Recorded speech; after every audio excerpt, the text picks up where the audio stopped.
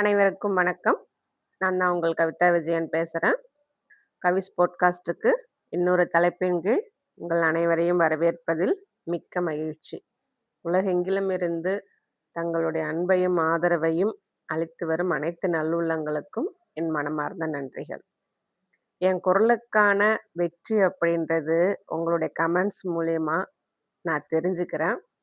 அதுக்கும் என்னுடைய மனமார்ந்த நன்றிகள். இன்னைக்கு நான் எடுத்திருக்க தலைப்பு, trauma is not the past, it's the body remembering. அதாவது தலைப்புக்குள்ளர போகிறதுக்கு முன்னாடி இதை பற்றின ஒரு சின்ன இன்ட்ரோடக்ஷன் நான் கொடுத்துட்றேன். ஸோ நம்ம எல்லாருக்குமே ட்ராமா பாண்ட், ட்ராமா ரெஸ்பான்ஸ் அப்படின்றது இருக்கும். என்ன அப்படின்னாக்க, சின்ன குழந்தையில இல்லை குழந்தை பருவத்தில் நமக்கு ஏற்பட்ட சில விஷயங்கள் நமக்குள்ள சில தாக்கத்தை உண்டு பண்ணியிருக்கும். அந்த தாக்கமானது நம்ம உடம்புக்குள்ள, நம்ம நரம்பு மண்டலத்துல போய் தங்கிடும். நம்ம அப்போ நினைச்சிட்டு இருப்போம், அந்த பிரச்சனை சரியாயிடுச்சு, நாம் அதை மறந்துட்டோம், திரும்ப நாம் அடுத்தடுத்து போயிட்டே இருக்கிறோன்னு. நீங்க உங்க மனசு அறிவு வேணா அந்த சம்பவத்தை மறந்திருக்கலாம், ஆனா உங்க உடம்பு அந்த சம்பவத்தை மறந்திருக்காது. ஏன்னா அது உங்க நரம்பு மண்டலத்துக்குள்ள போய் பதிஞ்சு இருக்கும். நீங்க வளர்ந்து அடல்ட் ஸ்டேஜில் வந்ததுக்கு அப்புறமேலுக்கு அங்க நடந்த மாதிரியான ஒரு சம்பவமோ, இல்ல அத தூண்டி விடுற மாதிரியான ஒரு சம்பவமோ நடந்துச்சு அப்படின்னா, அந்த அந்த சின்ன வயசுல நடந்த அந்த சம்பவங்களுடைய தாக்கம் உங்களுக்குள்ள பதிஞ்சிருக்கு பார்த்தீங்களா? அது ஆக்டிவேட் ஆயிடும். மு- முழிச்சிரும். நீங்க உங்க சுயநினைவுல ரியாக்ட் பண்ண மாட்டீங்க. அந்த தாக்கத்தோடைய அம் பாதிப்பு உங்க உடம்புக்குள்ள இருக்கு பார்த்தீங்களா? அதுதான் அங்க உங்கள ரியாக்ட் பண்ண வைக்கும். ஸோ, இத நான் முதல்ல சொல்லும்போது யாருமே நம்பல. என்னுடைய குரூப்ல இருக்கவங்களோ, இல்ல நான் இத புரிஞ்சுகிட்டதுக்கு அப்புறம் மத்தவங்கள்ட்ட போய் சொல்லும்போது யாருமே இத நம்பல. நானும் கஷ்டப்பட்டேன். ஆனா இது எனக்கு புரியுது, ஏன் மத்தவங்களுக்கு புரியல அப்படின்னு நான் ரொம்ப கஷ்டப்பட்டேன். ஆனா அதுக்கப்புறம் தான் யோசிச்சேன், மத்தவங்களுக்கு புரிய வைக்கிறது என் வேலை கிடையாது. எனக்கு புரிஞ்சத நான் எப்படி சொல்ல முடியுமோ, அந்த மாரி என்னால சொல்ல மட்டும் தான் முடியும். புரிஞ்சுக்கிறதும், புரிஞ்சுக்காததும் எதிர்ல உள்ளவங்களுடைய பொறுப்பு அப்படின்னு. ஸோ இப்ப ரீசென்ட்டா ஒரு சிஸ்டர் நான் பேசிட்டு இருக்கும்போது, ஃபர்ஸ்ட்டு அவங்க பேசிட்டு இருக்கும்போது, நான் எல்லாமே சரியா தான் இருக்கிறேன். என்கிட்ட எல்லாமே சரியா தான் இருக்குது. என்ன சுத்தி உள்ளவங்க தான் தப்பு பண்றாங்க. என்ன சுத்தி உள்ளவங்க தான் சரியில்ல. அவங்க தான் மாறணும் அப்டின்னாங்க. ஆனா கிட்டத்தட்ட ஒரு 1 மந்த்து என்னோட குரூப்ல ஜாயின் பண்ணதுக்கு அப்புறமேலுக்கு, இப்ப அவங்க புரிஞ்சுகிட்டதா அவங்க சொன்னது, எனக்கு என்னுடைய பேட்டர்ன்ஸ் புரியுது. நான் யாரையும் மாத்த முடியாது. ஆனா என்ன என்னால மாத்திக்க முடியும். நான் ஒரு இண்டிவிஜுவல் பெர்சன். என்னோட ஹாப்பினஸ்க்கு நான் யாரையும் சார்ந்து இருக்க வேண்டிய அவசியம் இல்ல. இது அவங்க எனக்கு குடுத்த ஃபீட்பேக். ஸோ இவங்க இந்த இடத்துல அவங்க புரிஞ்சுகிட்டது, அவங்களுக்குள்ள இருக்கக்கூடிய ட்ராமா பாண்ட் என்ன அப்படின்றத தான். அவங்க பாடி எத ரிமெம்பர் பண்ணி வச்சிருக்கு, பாடிக்குள்ள என்ன புதைச்சு வச்சிருக்காங்க அப்படின்றத அவங்க புரிஞ்சுகிட்டாங்க. அதுக்கான ஹீலிங் ஸ்டெப்ஸ அவங்க இப்ப எடுத்துக்கிட்டு இருக்கிறாங்க. ஸோ இந்த டாபிக்க பத்தின ஒரு இன்ட்ரோடக்ஷன் இதுதான். இப்போ இந்த டாபிக் உள்ள நம்ம போலாம். இதுல இந்த பாட்காஸ்ட்ல நீங்க என்ன கேட்க போறீங்க அப்படின்னாக்க, என் லைஃப்ல ட்ராமாவுக்கு பஞ்சமே கிடையாது. ஏன்னா நான் அமைதியா இருந்த நேரத்த விட, எப்ப பாரு என் உடம்பு அலர்ட்டா இருந்தது தான் அதிகமே.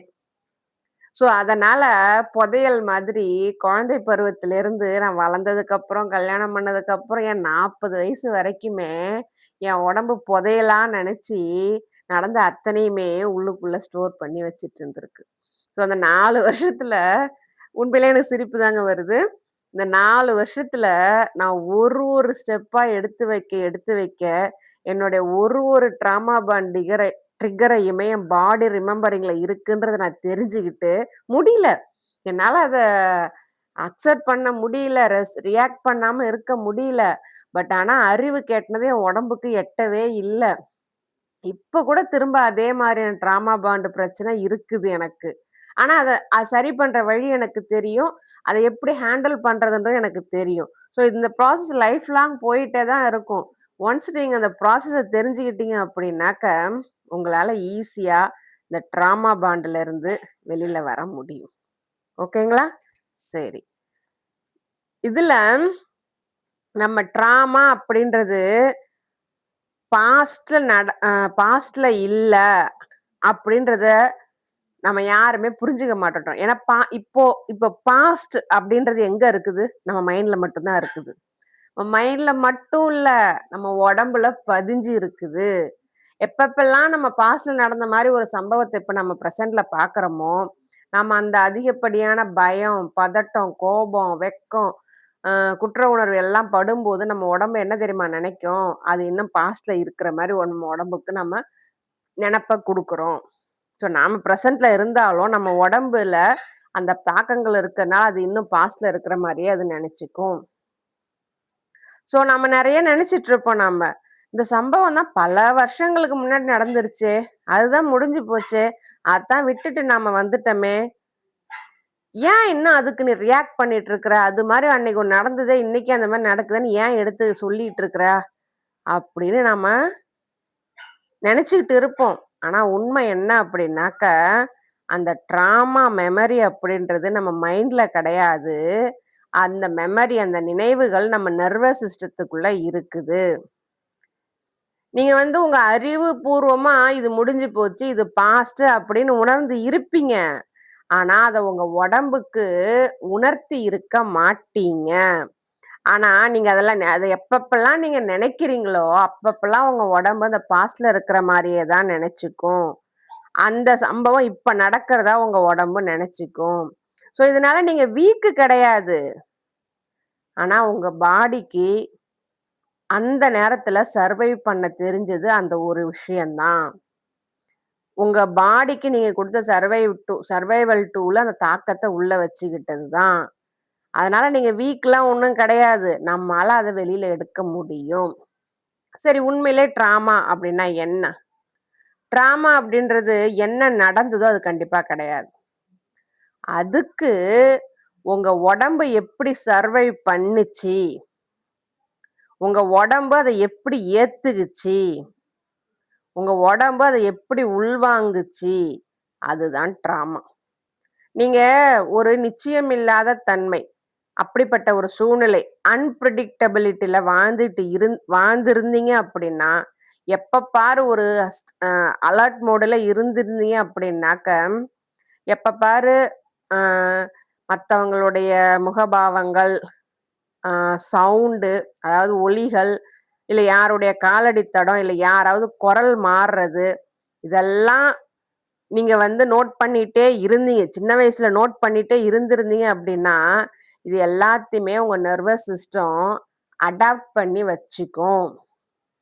அது மறக்காது. அது கத்துக்கும். அதனால எப்ப பாரு அலர்ட்டா இருக்கும், ரெடியா இருக்கும். அதுக்கு ரிலாக்ஸ் ஆகவே தெரியாது. எப்ப பாரு டேஞ்சர ஸ்கேன் பண்ணிட்டே இருக்கும். அதுதான் அதனுடைய வேலை. ஏன்னா, அந்த வேலைய தான் நம்ம அதுக்கு சொல்லிக் குடுத்துருக்குறோம் நாம.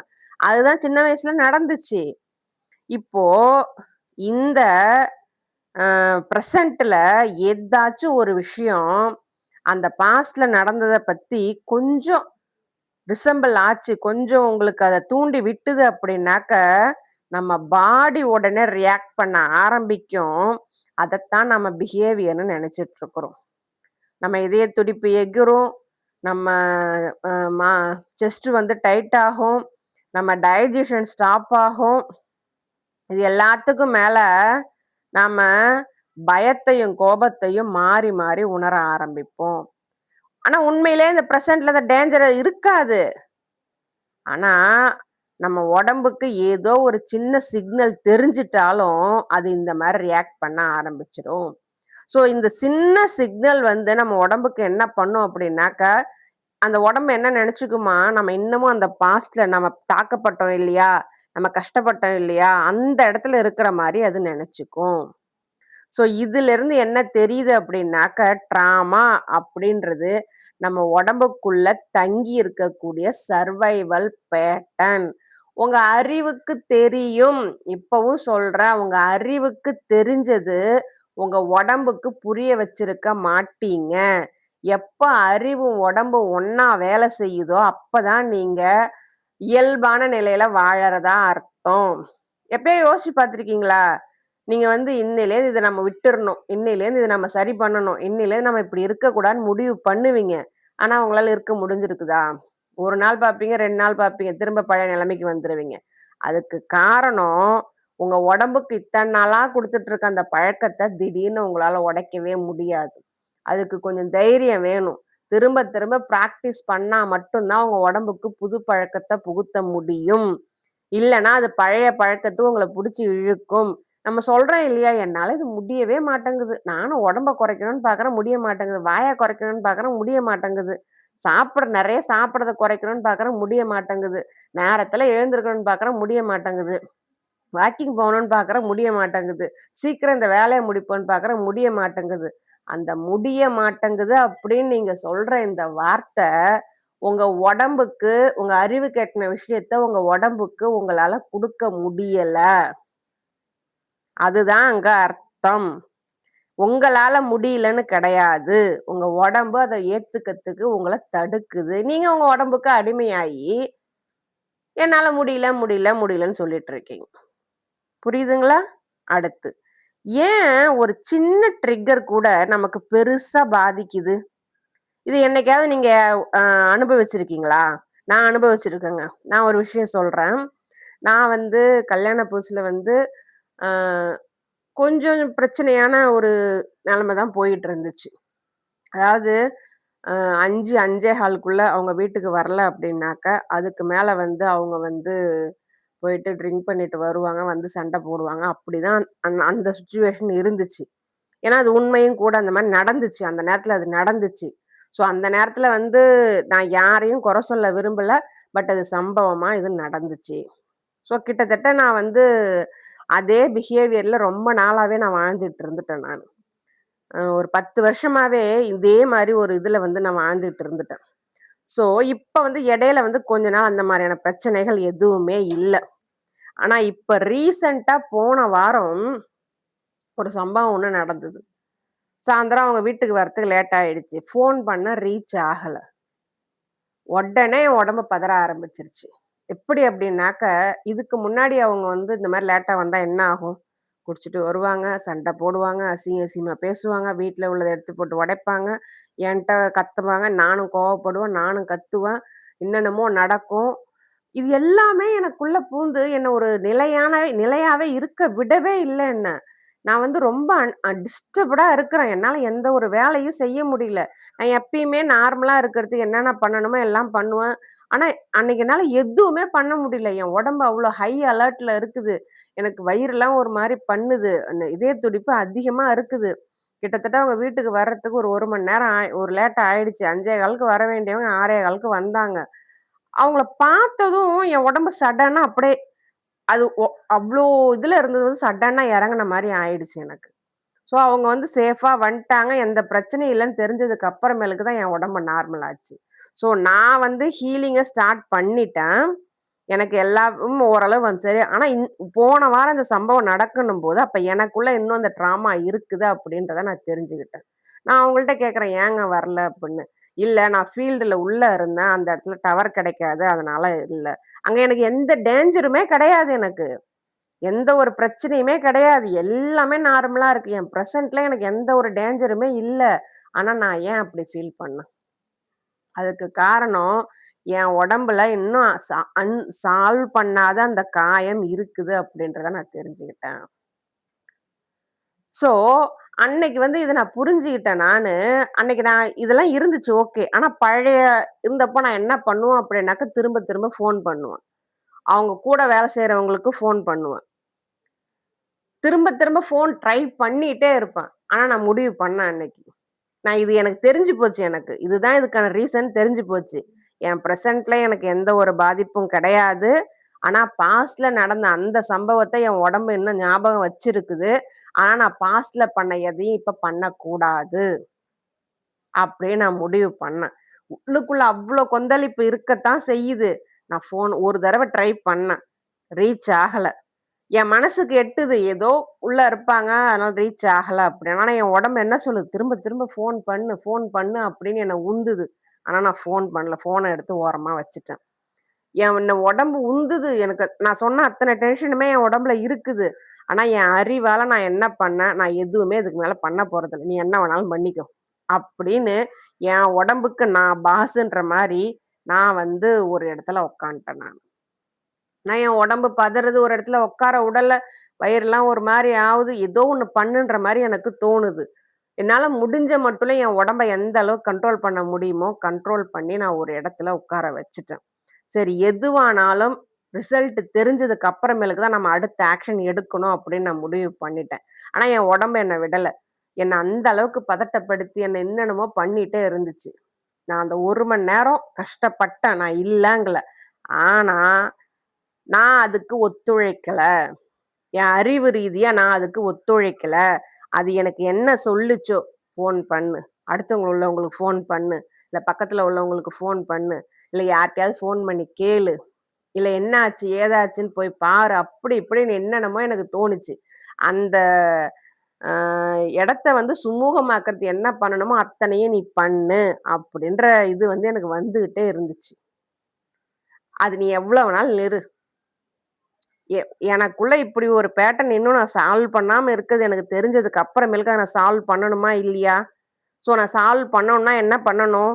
நான் திரும்ப பழைய அந்த ஓல்டு செல்ஃப்க்கு போகக்கூடாது. என்னோட நியூ செல்ஃப்ல நான் நிக்கணும். உட்காந்தேன். ஒரு இடத்துல போய் ஒரு சொம்பு தண்ணிய குடிச்சுட்டு, ஒரு டம்ளர் டீய போட்டு குடிச்சுட்டு, நான் பாட்டுக்கு போய் உட்காந்தேன். எனக்கு உள்ளுக்குள்ள அவ்ளோ கொந்தளிப்பு இருக்குது. ஆனா, அதுக்கு நான் பணியல. அந்த ட்ராமாவுக்கு நான் பணியல. என்னுடைய புது வெர்ஷன், நியூ செல்ஃப் நான் சொல்றத அந்த உடம்பு கேட்கணும்னு ஒரு இடத்துல நான் உட்கார்ந்தேன். எப்ப அவங்கள பார்த்தனோ, அப்போ என் உடம்புக்குள்ள இருந்த அந்த அத்தனையுமே குறைஞ்சிருச்சு. ஸோ இந்த இடத்துல நான் பழையபடி ரியாக்ட் பண்ணிட்டு இருந்தேன் பாருங்களா, அந்த மாரி நான் ரியாக்ட் பண்ணியிருந்தேன் அப்படின்னாக்கா, நான் என்ன குணமாகலன்னு அர்த்தம். ஆனா அத புரிஞ்சுகிட்டு பழையபடி ரியாக்ட் பண்ணாம, நான் புதுசா இருக்கிறவன்னு சொல்லிட்டு உட்கார்ந்தேன் பார்த்தீங்களா, அதுதான் நான். இனிமே அந்த ட்ராமா என்ன பாதிக்காது. திரும்ப அவர் வரத்துக்கு லேட் ஆனாலும், நான் கால் பண்ணி எடுக்கலனாலும், அந்த ட்ராமா என்ன இனிமே இந்த அளவுக்கு என்ன பாதிக்காது. இப்படிதாங்க நம்ம உடம்புக்குள்ள இருக்கக்கூடிய ஒரு ட்ராமா பாண்டையுமே நாம வெளியில ஏத்தணும். நான் இத அனுபவிச்சிருக்கேன். என்னுடைய அனுபவத்தையும் நான் சொல்லிட்டேன். எல்லாமே நார்மலா போகும். ஆ வாரங்கள், வருடங்கள் அமைதியா போகும். நம்ம நெனச்சுட்டு இருப்போம், நம்ம ஹீல் ஆயிட்டோம் அப்படின்னு. ஆனா, இந்த மாரி ஒரு சம்பவம், சின்ன சம்பவம் நடக்கும்போது, நம்ம உடம்பு ஸ்ட்ராங்கா ரியாக்ட் பண்ண ஆரம்பிக்கும். அந்த நேரத்துல நாம என்ன திங்க் பண்ணுவோம்? நம்ம ஓவர் ஆக்ட் பண்றோமா? இது அ இது வந்து ரொம்ப சின்ன விஷயம் தானே! என்கிட்ட ஏதாவது தப்பு இருக்குதா? அப்படின்னு நாம என்ன பண்ணுவோம்? ரியாக்ட் பண்ணுவோம். ஆனா, அது இப்ப நடக்கிற பிரசன்ட்டுக்காக கிடையாது. நம்ம உடம்புக்குள்ள ஸ்டோர் ஆயிருக்க சர்வைவல் எனர்ஜி அது. நம்ம நரம்பு மண்டலத்துக்கு நாட்கள் என்ன தெரியாது. அது எப்பவுமே டேஞ்சர் சிக்னல்ஸ மட்டும் தான் ஆக்டிவேட் ஆகும். ஸோ, பாஸ்ட்ல நடந்த அதே மாரி ஒரு சம்பவம் பிரசன்ட்ல நடக்கும்போது, அந்த ஓல்டு பேட்டர்ன் திரும்ப வரும்போது, நீங்க உங்க உடம்புக்கு எதுவுமே குடுக்க தேவையில்ல. அது ஆட்டோமேட்டிக்கா ஆக்டிவேட் ஆயிடும். மனசு சொல்றதெல்லாம் அது கேட்காது. உடம்புக்குள்ள இருக்கிறது தான். உங்க மனசு புரிஞ்சுக்கிறதுக்கு முன்னாடி அது ஆட்டோமேட்டிக்கா ஆக்டிவேட் ஆயிடும். அது ட்ராமாலாம் கிடையாது. ட்ராமானா நாடகம் போடுறது, சீன் போடுறது அதெல்லாம் எதுவுமே கிடையாது. உண்மையிலே இது ஒரு பயாலஜிக்கல் அ ஸ்டேட்மெண்ட். உண்ம. இத நாம புரிஞ்சுக்கும்போது, நமக்குள்ள இருக்கக்கூடிய வெட்க உணர்வு, இல்ல அழுத்தம், குற்ற உணர்வு எல்லாமே குறையும். ஸோ நம்ம உடம்புடைய மொழி அப்படின்னா என்ன? நம்ம உடம்பு இதெல்லாம் எப்படி ஞாபகம் வச்சிருக்குது? அப்படின்னாக்க, சில நேரங்கள்ல நாம வந்து சேஃப் இல்லாத மாரி ஃபீல் பண்ணுவோம்.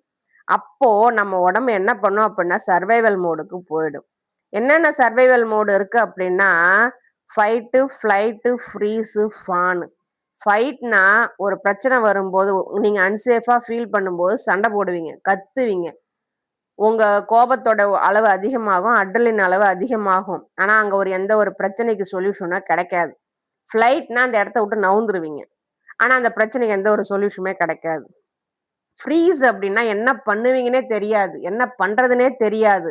பேசவும் மாட்டோம், கத்தவும் மாட்டோம், அந்த இடத்த விட்டு நகரவும் மாட்டோம். 4வதா இன்னொன்னு இருக்குது. ஃபான். அது என்ன அப்படின்னா, அந்த பிரச்சனைக்கு நீங்க காரணமாவே இல்லைனாலும், நீங்க போய் மன்னிப்பு கேட்டு, அந்த பிரச்சனைய சுமூகமாக்கி, உங்களுக்கு அதுக்கு சம்மந்தமே இருக்காது. ஆனா நீங்க போய் அத சுமூகமாக்கணும்னு முயற்சி பண்ணுவீங்க. இது எல்லாமே சர்வைவல் மோட். இதத்தான் ஒரு பிரச்சனை வரும்போது நாம செய்யுவோம். இந்த 4 இதுக்குள்ள தான் நம்மளுடைய ரியாக்ஷன்ஸ் இருக்கும். அந்த நேரத்துல என்னென்ன ஆகும்? இதய துடிப்பு எகுரும். உடம்பு அப்படியே டைட் ஆவும். நம்மால நார்மலா சுவாசிக்கவே முடியாது. எனக்கு இருந்த மெயின் பிரச்சனை எனக்கு டைஜஷன் ஸ்லோ ஆகும். 2 நாள் டைஜஷன் எனக்கு இந்த மாரியான பிரச்சனை வந்துருச்சு அப்படின்னாக்கா, எனக்கு டைஜஷனே சரியா ஆகாது. இது எனக்கு இருந்த பிரச்சனை இது. மத்தது எல்லாருக்குமே இருக்கும். ஏன் அப்படின்னாக்க, நாம இப்போ ரொம்ப கம்ஃபர்ட்டான சூழ்நிலையில தான் இருக்கிறோம்.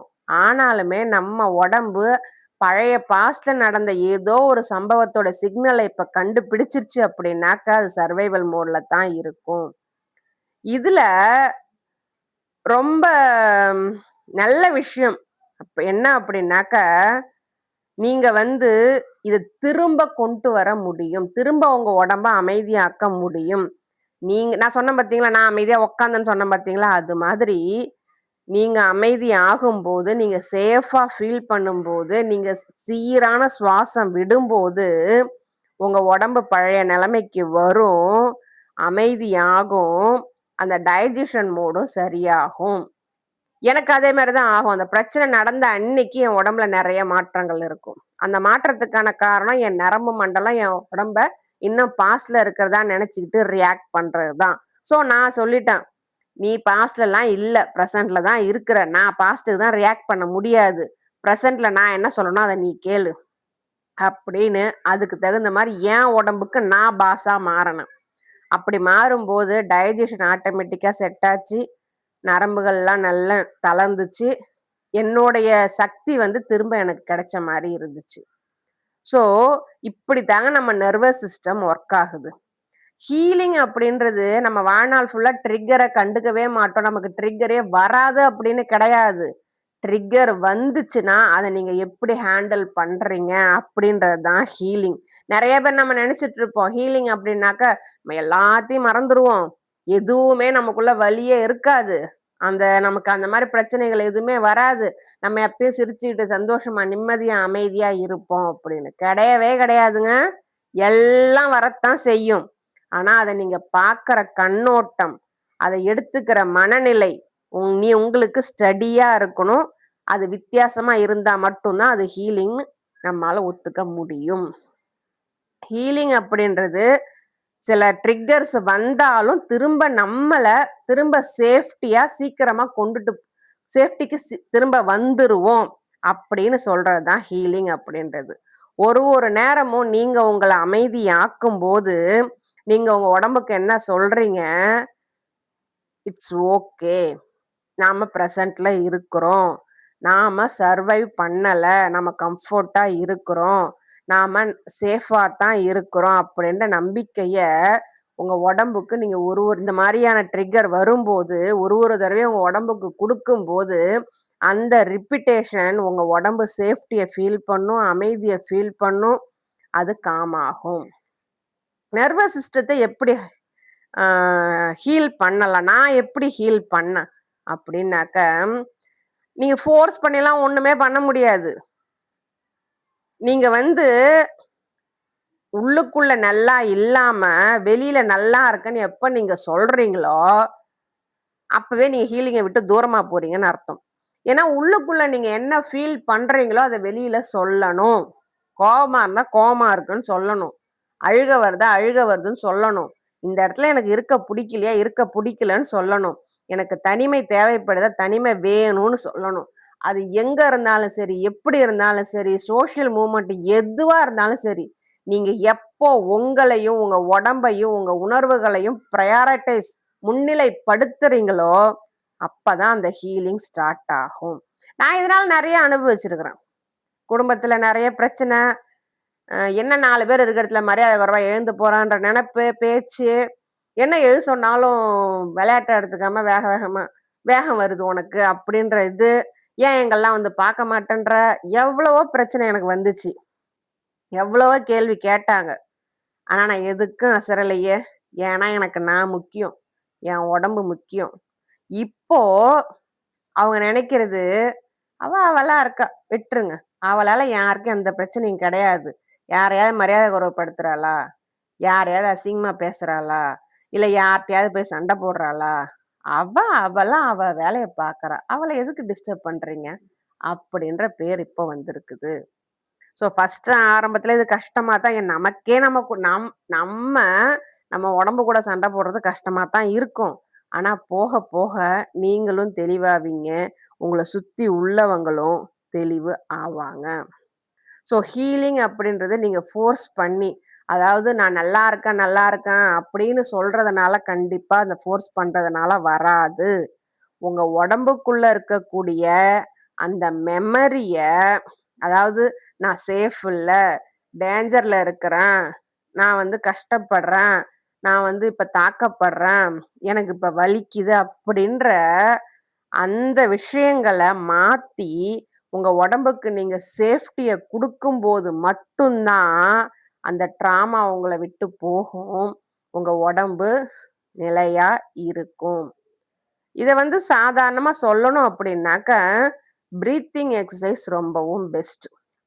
இந்த ட்ராமாவுலேருந்து நீங்க வெளியில வரணும்னு நெனச்சீங்க அப்படின்னா, பிரீத்திங் எக்சர்சைஸ் ரொம்பவும் பெஸ்ட். பிரீத்திங் எக்சர்சைஸ் அப்படின்னதும் நீங்க ஒண்ணும் பெருசா மூச்சு பயிற்சி, பிராணாயாமம் அந்த மாரி நான் சொல்லவே இல்ல. ஸோ நீங்க ஸ்லோவா ஒரு டைம் எடுத்துக்கோங்க. தினமும் காலையில உங்களுக்காக ஒரு 10 செகண்ட் இல்ல 10 நிமிஷம் எடுத்துக்கிட்டு, ஒரு 5 இன்ஹேல் உள்ளயும் வெளியயும் இன்ஹேல், எக்ஸ்ஹேல் மூச்சு உள்ள விடுறது, வெளியில விடுறது. பொறுமையா, நிதானமா ஆனா அந்த மூச்சுல உங்க கவனம் இருக்கணும். இத ஒரு ஒரு நாளைக்கு ஒண்ணு ஒண்ணா பயன்படுத்தி, நீங்க ஒரு 10 நிமிஷம் அந்த மூச்சு பயிற்சி செஞ்சுட்டு வந்தீங்க அப்படின்னா, கண்டிப்பா உங்களுக்கே தெரியாம உங்க உடம்புக்குள்ள இருக்கக்கூடிய ட்ராமா பாண்டுலோடைய இருக்கக்கூடிய அந்த தாக்கம் வந்து குறைஞ்சுகிட்டே வரும். அந்த ட்ரிக்கர் வரணும்னு அவசியம் கிடையாது. ஆனா இந்த பிரீத்திங் எக்சர்சைஸ் உங்க உடம்புக்குள்ள இருக்க அந்த ட்ராமா பாண்ட கண்டிப்பா குறைக்கும். அத நீங்க செய்யும்போது தான் உங்களுக்கு அது தெரியும். அதே மாரி சில நேரம் ஸ்ட்ரெச்சஸ் பண்ணலாம். எக்சர்சைஸ் பண்ணலாம். ரெஸ்ட் எடுங்க. முக்கியமா உங்க உடம்புக்கு தேவை ரெஸ்ட். ரெஸ்ட் எடுக்கிறத ஒரு கில்ட்டியாவோ, லேசினஸாவோ, சோம்பேறித்தனமாவோ தயவு செய்து நினைக்காதீங்க. தூக்கம் வருதா தூங்குங்க. தூக்கமே வரலைனாலும் உடம்பு டயர்டா இருக்குதா ரெஸ்ட் எடுங்க. ஸோ நீங்க அந்த அளவுக்கு உங்க உடம்ப நீங்க மதிச்சு நீங்க ஒண்ணு ஒண்ணு உங்க உடம்புக்கு குடுக்கும்போது, உங்க உடம்புக்குள்ள இருக்கக்கூடிய இந்த ட்ராமா பாண்ட் அப்படின்றது கொஞ்சம் கொஞ்சமா வெளியில ஏறும். பட் ஆனா நீங்க வந்து உங்க உடம்ப ஃபோர்ஸ் பண்ணாதீங்க. இது பண்ணணும், அது பண்ணணும், அப்படி பண்ணணும், இப்படி பண்ணணும்னு ஃபோர்ஸ் பண்ணாதீங்க. இயல்பா உங்க உடம்புக்கு எந்த ஒரு பயிற்சி ஏத்துக்குதோ, அத நீங்க எடுத்து செய்யுங்க. நம்ம உடம்புக்கு சேஃப்டி அப்படின்றது நம்ம உடம்பு உணரணும். புரியுதுங்களா? நம்ம உடம்பு உணரத்தான் முடியும். நீங்க ஆல்ரெடி அறிவுல, உங்க மைண்ட்ல புரிஞ்சுகிட்டீங்க. அத உங்க உடம்புக்கு உணர செய்யுங்க. அப்பதான் உங்க உடம்பு சேஃப்டிய ஃபீல் பண்ணும். அது ஃபோர்ஸ் பண்ணி வரவே வராது. நீங்க அத கன்சிஸ்டன்ஸா, ரெகுலரா, ரிப்பீட்டேஷனா மெடிடேஷனோ, பிரீத்திங் எக்சர்சைஸோ, ஸ்ட்ரெச்சஸோ எல்லாத்தையும் ரெகுலரா நீங்க பண்ணி அத குடுத்துக்கிட்டே இருந்தா மட்டும் தான் உங்க உடம்புக்குள்ள அந்த மாற்றம் வரும். ஸோ கொஞ்சம் கொஞ்சமா தான் நம்ம ஏன்னா நீங்க இவ்ளோ நாளா உங்க உடம்புக்குள்ள உங்களுக்கே தெரியாம இது இந்த ட்ராமாவ அத்தனையுமே உள்ள அழுத்தி அழுத்தி வச்சுட்டு வந்திருக்கீங்க. அத வெளியில எடுக்கணும் அப்படின்னா அவ்வளோ சீக்கிரம் முடியாதுங்க. உங்க உடம்புக்கு சேஃப்டிய நீங்க ஃபீல் பண்ண வச்சா மட்டும் தான் அது முடியும். நீங்க உங்க உடம்புக்கு சேஃப்டிய குடுக்கறது கன்சிஸ்டன்சியா இருக்கணும். நீங்க ஃபோர்ஸ் பண்ணக்கூடாது. உங்க மேல நீங்க அக்கறை எடுக்கணும். நீங்க உங்களுக்கு அன்பா, பாதுகாப்பா இருக்கணும். உங்கள நீங்க குறை சொல்லாதீங்க. நீங்க உங்க ந அ நரம்பு மண்டலத்துக்கு அமைதிய புகுத்த முடியாது. அத உணர வைக்கத்தான் முடியும். அதுக்கு உங்க அறிவு அத வழி நடத்தணும். உங்க உடம்பு அத உணரணும். இது நடந்தா மட்டும் தான் அந்த ட்ராமாவிலிருந்து நீங்க வெளியில வர முடியும். சில நேரம் உங்க உடம்பு ரியாக்ட் பண்ணுச்சு. உங்க இதய துடிப்பு அதிகமாச்சு. நீங்க அன்கம்ஃபர்டபுளா ஃபீல் பண்றீங்க. ஆனா காரணமே தெரியல அப்படின்னா, அங்க ட்ராமா பாண்ட் ஆக்டிவேட் ஆகுது அப்படின்னு அர்த்தம். நீங்க ரொம்ப சென்சிட்டிவ், எனக்குள்ள ஏதோ இருக்குது அப்படின்னு நீங்க யோசிக்காதீங்க.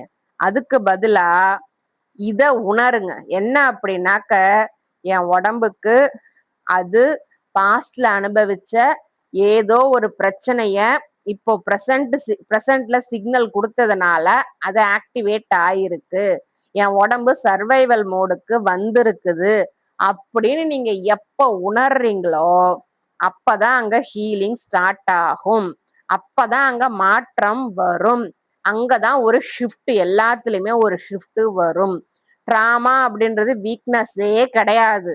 ஆனா உங்களுக்கே தெரியாம நீங்க தாங்கி தாங்கி சுமந்து சுமந்து வச்சிருக்கக்கூடிய ஒரு அழுத்தம். அந்த அழுத்தத்தை உங்க உடம்புனால ரொம்ப நாள் தாங்க முடியாது. சில நேரங்கள்ல அது வெளிப்படுத்தியே தீரும். அந்த நேரத்துல நம்ம உடம்புக்கு தேவையான வழிகாட்டுதல்களை நாம கொடுத்தாகணும். அந்த அமைதி, பொறுமை, நிதானமான மூச்சு இதெல்லாம் நீங்க கொடுத்தீங்க அப்படின்னாக்க அந்த உடம்பு ரியாக்ட் பண்றதுல இருந்து கொஞ்சம் கொஞ்சமா குறைய ஆரம்பிக்கும். இந்த ஹீலிங் அப்படின்றது பாஸ்ட தூக்கி கடாசுறது கிடையவே கிடையாது. ஆனா நம்ம உடம்பு பிரசன்ட்ல இருக்கு அப்படின்றத அதுக்கு புரிய வைக்கிறது தான். புரியுதுங்களா? பிரசன்ட்ல நீ இருக்கிற, சேஃபா இருக்கிற, அதனால பாஸ்ட்ல நீ ரியாக்ட் பண்ண மாதிரி இப்ப நீ ரியாக்ட் பண்ண வேண்டிய அவசியம் இல்ல அப்படின்றத நம்ம உடம்புக்கு உணர்த்துறது தான் ஹீலிங்.